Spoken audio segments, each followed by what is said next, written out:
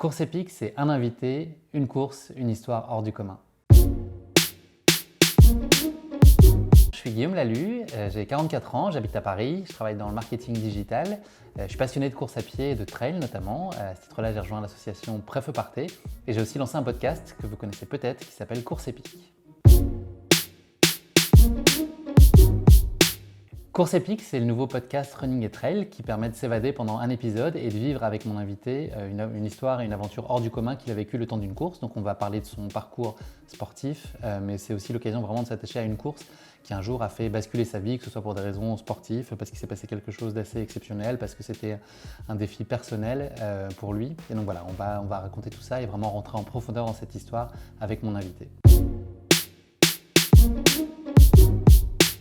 Alors contrairement à mes invités, moi j'ai pas vraiment vécu de course épique. Il y en a une qui a une saveur un peu particulière pour moi, qui a été la toute première course que j'ai faite, quand j'ai découvert vraiment la course à pied à cette occasion-là.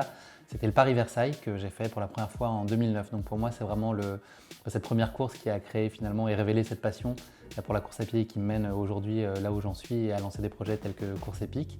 Donc voilà, ça a été une course assez mémorable. J'en ai connu une autre assez épique aussi au Trail des Passerelles. Épique parce qu'elle s'est plutôt pas très bien passée puisque je suis un peu parti en lambeaux à la fin de la course. Donc voilà, elle a été assez mémorable mais pas forcément pour les bonnes raisons.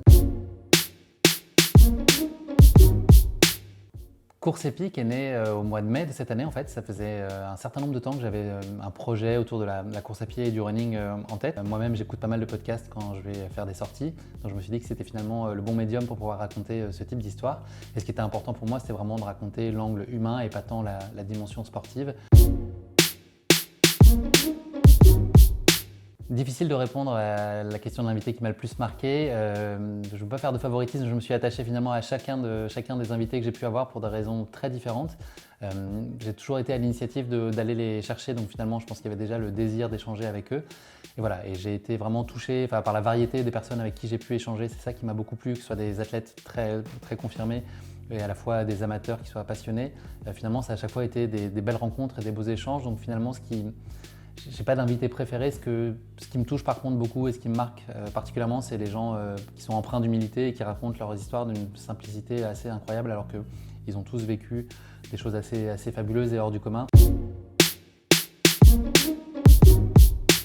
2021 pour Course épique, ça va être d'abord l'année de la consolidation. Je pense que là j'ai vraiment expérimenté ces premiers mois.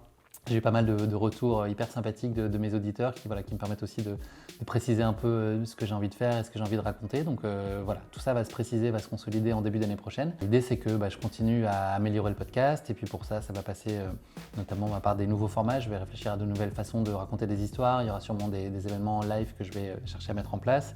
Je suis en train aussi de discuter pour des premiers partenariats. L'idée c'est aussi que tout ça vienne pour le bénéfice de l'auditeur, en fait, que ça permette d'avoir des émissions et des invités particulièrement intéressants. Je m'accomplis beaucoup à le faire et j'ai des super retours, donc j'ai envie que ça continue l'année prochaine. C'est un exercice pas simple, le motto de la fin, puisque c'est une question que je pose en fin d'épisode à chacun de mes invités. Pour moi, ça serait « le cœur a ses raisons que la raison ne connaît pas ». C'est une citation de Blaise Pascal et voilà, elle s'applique assez bien à moi, je pense, dans ma vie personnelle parce que je suis quelqu'un d'assez passionné, enthousiaste. Je suis aussi très impulsif et je fais les choses par passion et Course épique est finalement né comme ça en 48 heures entre le moment où je me suis dit bon, ok, ça va être un format de podcast et puis le moment où le premier épisode a été initié et que j'ai commencé à faire les démarches pour lancer Course épique, il y a eu très peu de temps. Je pense que c'est une citation qui m'illustre assez bien et puis voilà, c'est un peu pareil aussi dans la course à pied, dans mes choix de course, je suis toujours dans l'impulsion et très moteur et j'ai besoin de projets pour avancer. Voilà.